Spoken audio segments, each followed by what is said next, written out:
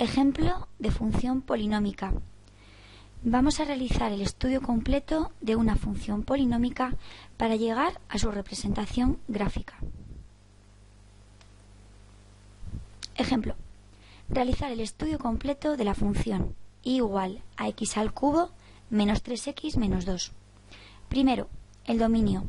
Por ser polinómica, el dominio es R, es decir, la función existe desde menos infinito hasta infinito. Segundo, corte con los ejes. Con el eje de las x se hace y igual a 0 y se resuelve la ecuación correspondiente a igualar a 0 la expresión de la función. X cubo menos 3x menos 2 igual a 0 tiene dos soluciones reales, x igual a menos 1, x igual a 2. Con el eje de las y's se calcula el punto de corte sustituyendo el valor x igual a 0 en la expresión de la función, dando como resultado y igual a menos 2. Signo de la función. A partir de los valores obtenidos de puntos de corte con el eje de las x, se realiza un esquema señalando dichos valores en el eje horizontal y estudiando el signo de la función en cada uno de los intervalos obtenidos. Es decir, señalamos el menos 1 y el 2, tomando un valor de x que esté del menos infinito al menos 1 y sustituyéndolo en el valor de la función, el resultado de la y es negativo, por tanto la función está por debajo del eje de las x. Entre el menos 1 y el 2 ocurre lo mismo. Si tomamos cualquier valor de x entre estos dos valores, el resultado de la y tiene signo negativo y por tanto la función está por debajo del eje de las x. Al tomar un valor de la x mayor que 2 y sustituyéndolo en la expresión de la función, el resultado es positivo y por tanto la gráfica está por encima del eje de las x. Representando estos resultados tenemos que la función que buscamos pasa por el menos 1, 0, el 2, 0 y por el punto 0, menos 2. Y además, según los signos obtenidos, la función tiene signo negativo hasta el 2, es decir, su gráfica está por debajo del eje de las x, prohibido representarla por encima. A partir del 2, la situación es la contraria. El signo de la función es positivo, por lo tanto su gráfica está por encima del eje de las x, prohibido dibujarla por debajo. La simetría. Viendo ya el esquema de signos, la función no es par ni impar. Haciendo los cálculos, f de menos x al cubo, menos 3 por menos x, menos 2, es una expresión que no es ni la misma función de partida ni la opuesta. Por tanto, no es ni par ni impar. Asíntotas. Por ser polinómica, la función no tiene ningún tipo de asíntota. Monotonía y extremos relativos.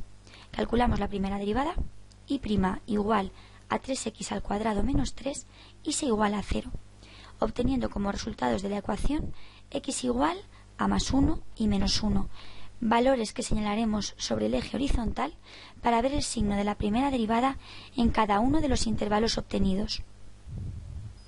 Si tomamos cualquier valor de x del menos infinito al menos 1 y lo sustituimos en la primera derivada, el resultado es positivo. Si la primera derivada es positiva, la función es creciente. Si tomamos un valor de x entre el menos 1 y el 1 y lo sustituimos en la primera derivada, el resultado es negativo. Si la primera derivada es negativa, la función es decreciente. Por último, tomando cualquier valor de x del 1 al infinito y sustituyéndolo en la primera derivada, el resultado es positivo. Si la primera derivada es positiva, la función es creciente. Los intervalos de crecimiento son: la función es creciente desde el menos infinito hasta el menos 1 y del 1 al infinito. La función es decreciente del menos 1 al 1. Y observando el comportamiento de las flechas, en menos 1 la función tiene un máximo relativo, puesto que crece y luego decrece.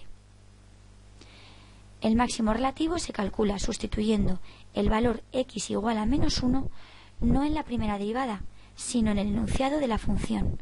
Se obtiene el punto de corte con el eje de las x, menos 1, 0. Para el valor x igual a 1, la función tiene un mínimo relativo, puesto que decrece y luego crece. Para calcular las coordenadas del mínimo relativo se sustituye x igual a 1 en el enunciado de la función, obteniendo como resultado el valor y igual a menos 4. Representando esto sobre el esquema que ya teníamos, añadimos la información que nos da el estudio de la monotonía. La función comienza creciendo desde el menos infinito, crece hasta alcanzar el máximo relativo.